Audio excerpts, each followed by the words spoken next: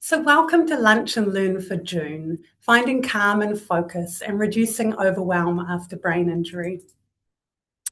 Today's topic is something that many of you have told us really matters. We can all feel overwhelmed at times, but we also know that after a brain injury or concussion, we can feel more easily overwhelmed. So today's session is all about understanding a bit of the why, learning some practical reset and refocus tools that can help you moving forward. We are absolutely delighted that today we have Olivia, who is a registered psychologist, has worked with many people with concussion and brain injury, and is a very good friend of Headway. So I welcome Olivia to walk us through today's session. Olivia, I'll hand it over to you. Laura, thank you, Stacey, and thank you everyone for letting me be part of this today. And so I'm just aware of time, so I'm just going to jump right in um, and talk about our brain. So our brain is organized like a network, and so there's lots of connected pathways that communicate to each other and send signals, and all of this requires energy. And so our brain stores this energy so that it can function. And that's very similar to how a phone has a battery and needs its battery to be able to function. And so a brain injury often means that the brain needs to use more energy so that our battery reduces faster than it did before. And so, similar to when our phone battery is low, we might put it on low power mode, we might charge it, and we often accept that without judgment. Like our phone is low battery, so let's just plug it in. But we don't give ourselves the same acceptance and understanding of that when our brain battery is reduced and we're feeling fatigued or tired or overwhelmed. And so the sudden change in energy causes many of the symptoms of concussion.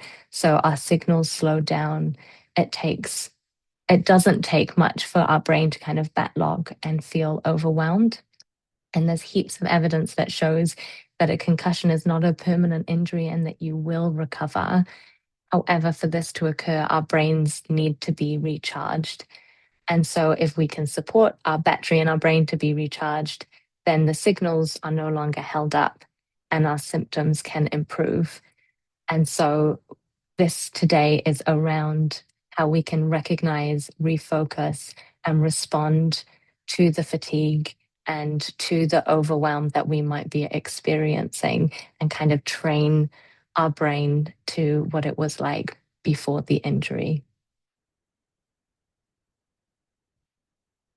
And so the first step of doing this is to recognize. So recognizing our thoughts, our feelings, and our body and what it's telling us.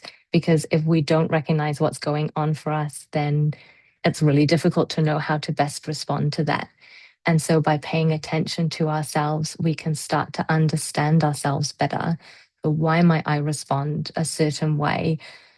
What is it that helps me in my day to day to help me feel better, or that makes me feel worse, and what might I do in a feeling of overwhelm? And so you might start to recognize that maybe around 3 p.m. every day you start to become more sensitive to light, or you might feel more irritated than you did at other times of the day. um, but without recognizing this, it makes it really hard to know what to respond. Kind of similar to if you were trying to build kind of a flat pack set of drawers without a set of instructions, that you might get there, you might be able to build it, but you're having to use a lot more energy and brain power to build it, and it might take you a little bit longer than if you have the instructions and you can kind of follow. So the recognize is kind of our instructions to our brain as to what to do next. Before we respond, it's really important to refocus. And so the refocus is an opportunity to pause before responding. So it's not about avoiding our emotions, it's not about ignoring our emotions, and it's not about pretending that they're not there and trying to be happy and pretending to be something that we're not feeling. Our emotions are normal, they're part of a human experience. It is about this moment to refocus is about reconnecting with the here and now, reconnecting with yourself, reconnecting with your environment alongside your emotions, as opposed to kind of trying to fight them. And so the purpose of this is to remove our judgment, and kind of start to look at our minds and ourselves as curious observers of what's going on for ourselves rather than judging how we're feeling or kind of feeling down on ourselves because we're feeling down. And so I just want to reiterate that it is okay to feel irritated. It is okay to feel sad. This is part of being human, that we are trying to acknowledge that and move forward with that rather than trying to ignore it. If we are using our brain power to ignore it, we're actually draining the battery and trying to kind of actively pretend that it's not there rather than holding it. And so we might do some grounding strategies in this moment. And so that might be pausing with the breath.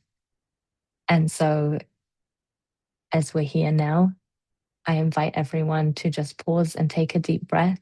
And so you might close your eyes, you can leave your eyes open, whatever feels comfortable for you, and just taking a slow inhale in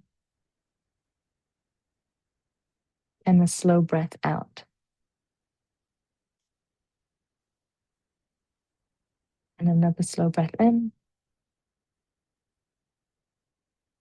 and a slow breath out. And I understand there'll be some resources that are sent to you after this as well, with some kind of more specific strategies and breakdowns around breathing, and some other grounding strategies as well. Another one that can be really helpful for people is kind of a sensory grounding strategy. So you'd look for 5 things that you can see, 4 things that you can feel, and 3 things that you can hear. And again, that's about just bringing yourself into the here and now with that emotion and being able to take a step forward from that, which kind of moves us then into the respond. And so now we know how we're feeling. We've taken a moment to pause and acknowledge for ourselves, and we are better informed about what to do next. And so responses can be little, they can be big, it can be whatever feels right for you in that moment. And so it might be I'm having a conversation with a colleague or a friend, and I just suddenly feel like this is too much. I need to take a break. And so do you just say to your colleague, I'll be right back in a minute, and you can just go and take yourself away for a moment, ground yourself, do what you need to do to kind of recover a bit of battery and energy, and then you can return to it. So it might be something like that. It could be turning down some music or turning off the TV if there's lots of background noise, and that might be enough to respond. Or it might be something slightly big, like you might need to go for a walk, or do kind of a big stretch. Physical movement is really, really helpful in terms of regulating ourselves. If you're able to and able to do that safely, then that's a really good way of kind of giving ourselves back a little bit of energy as well. Um, and so these habits become part of your well-being routine. And so it creates a cycle of well-being by implementing this. So it's not about only responding in the moment. It is also about kind of day to day, when I'm feeling good, when I'm feeling ready, that's when I'm going to take care of myself as well. So well-being isn't just about what to do when I'm feeling overwhelmed. It's also what to do when I'm feeling happy, what to do when I'm feeling sad, what to do when I'm feeling energetic, what to do when I'm feeling like I've got low energy. And all of these activities on these slides can help that. And I'm sure you'll have heaps more of ideas as well, in what works for you. And that can be from connecting with people to going to a beach and just kind of being by the ocean can sometimes give us energy. Or it can be watching something on Netflix that might be helpful for some people as well. So, what works for one person might be the polar opposite of what works for another person. And so, there's no right or wrong way of looking after yourself. It's just recognizing how you feel in yourself, taking that moment to acknowledge that, and then doing what feels right for you.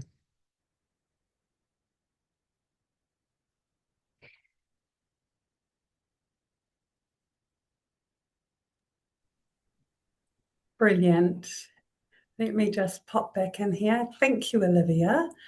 Um, I'm just going to go back to our questions from the community. I thought, Olivia, there was some really helpful insights there. I particularly found really valuable the small actions, the idea that they don't need to be big actions. And I think that's some of the questions that have come up from our community. So what we've asked is when people enrolled for this, that they sent through any questions. If we have time, we will open the floor to anyone who does have more questions. So please feel free to pop that into the chat. We will go through the pre-asked questions first. If we don't have time to get to your question, please feel free to give us a call or shoot us an email, and we'll make sure that we attempt to answer your question with Olivia and send that out in the resource kit after. So don't feel that you won't get a chance if we don't have time today. So the first question that came through was really lovely and about how best we can support someone who is feeling overwhelmed. Olivia? I think like, that's a really lovely question. And it's actually pretty much following the same steps that we would do for ourselves, but for someone else as well. And so just recognizing that someone might be feeling overwhelmed before waiting for them to speak up about it. So you might say, "Hey, I'm noticing that you seem a little quiet today," or is everything okay? And so it's that kind of check in with them, and people will really feel seen by that. Um, and then that refocus. So obviously unable to do that internally for someone, but to be able to offer someone that opportunity to just check in with themselves and then to pause and validate that and acknowledge that with them so that we're not jumping into problem solving or resolving that overwhelm. Because often when people are feeling overwhelmed, throwing more ideas towards them about, have you tried this? And do you want to do this? And what about this? And let's talk about this might unintentionally add to the overwhelm. And so just giving people an opportunity to stop and pause and feel listened to can really, really support them.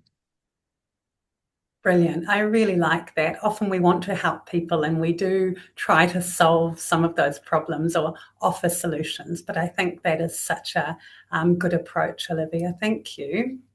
The next one, we actually had multiple questions around this, so you may recognise your question here. And it was really around how best to manage when overwhelm sneaks up on you. Some of our community talked about how they were feeling fine, they were out busy and felt that they were coping, and then suddenly, unexpectedly, they felt overwhelmed. And so the question was how to manage that when it's quite unexpected. Yeah, that is a good question. I'm actually talking to one of my clients this morning about this as well, and that sometimes it can just feel 0 to 100. And I think the important thing is around that creating that well-being routine as part of your everyday life. And so it is really normal for overwhelm to sneak up on us when we're feeling good, when we're feeling energetic. We often go, oh, I can do this and I can do that. And we kind of build a little bit more into the routine and then all of a sudden feel overwhelmed. Or it can just be that you're relaxing that day and it just hits you out of nowhere. And so the important thing is to, again, follow those steps to just recognize that for ourselves and validate that for ourselves. Um, and then you know what steps might be appropriate to support that overwhelm in that moment, because every moment can be different. But it's the more that we build daily habits into our lives and the more that we start to recognize our emotions and attend to them outside of feeling overwhelmed, and it just becomes a normal part of our thinking process, that hopefully we're able to reduce the amount that we become overwhelmed, because we can kind of almost nip it in the bud. Awesome. And so, Olivia, am I correct in understanding that it's almost around practicing those daily habits and recognizing our emotions even when they're not intense and overwhelming? Is that something that we can practice every day, working on it when we're in a calmer state? Yeah, absolutely. And I think it's really easy when we're feeling good to not attend to those emotions because they're nice and we don't mind them sticking around.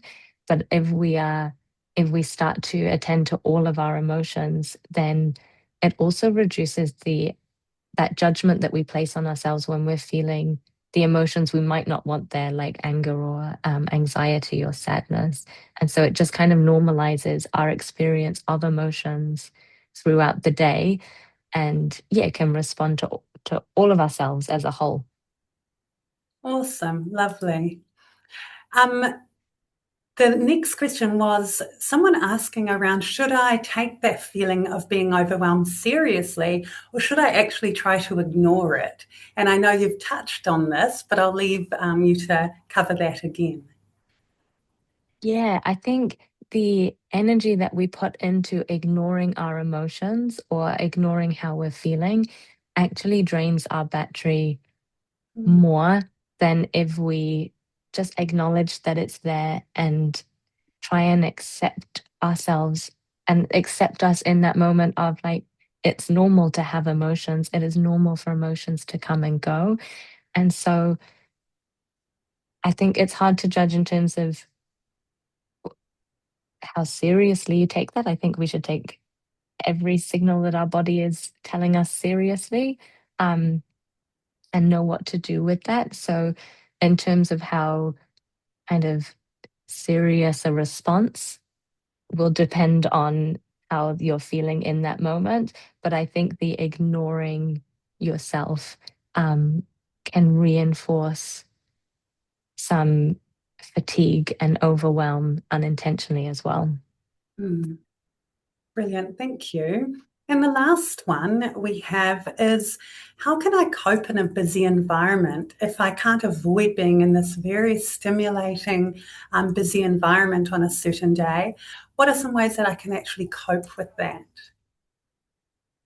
That's actually really, really hard to answer because everyone is different. But I think if we think about different components, and then you yourself can start to question what might work for you, but thinking about the sensory input. And so things like wearing headphones or reducing light, or if there's background noise, trying to turn that off might help to have slightly less input than, yeah, and that might help our processing of information. Mm, Um, it's, it depends on the busy environment. If it's out and about in public where we don't have much control of what's going on around us versus in an office space or at home, that might all look quite different. So, mm, yeah, really unhelpful answer of it depends. But just thinking about the sensory input, thinking about what it is that you need, thinking about if you can take a break from that, if you can set expectations from others around you and kind of help them to understand how you're feeling as well. So if you know you get very overwhelmed in a busy environment and your home is very busy, then you might just want to share with your partner, I feel overwhelmed in these moments, and maybe it's difficult to voice it in that moment, or maybe you feel, oh, but by the time you go to voice it, the feeling of overwhelm is already there.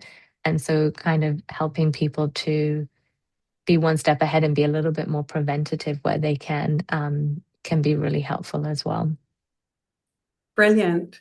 I feel that there is a whole session on that last question that we could do. Yeah. So I think I would love to have more conversations around this. I hope that everyone has found it valuable, and thank you, Olivia, so much for your time.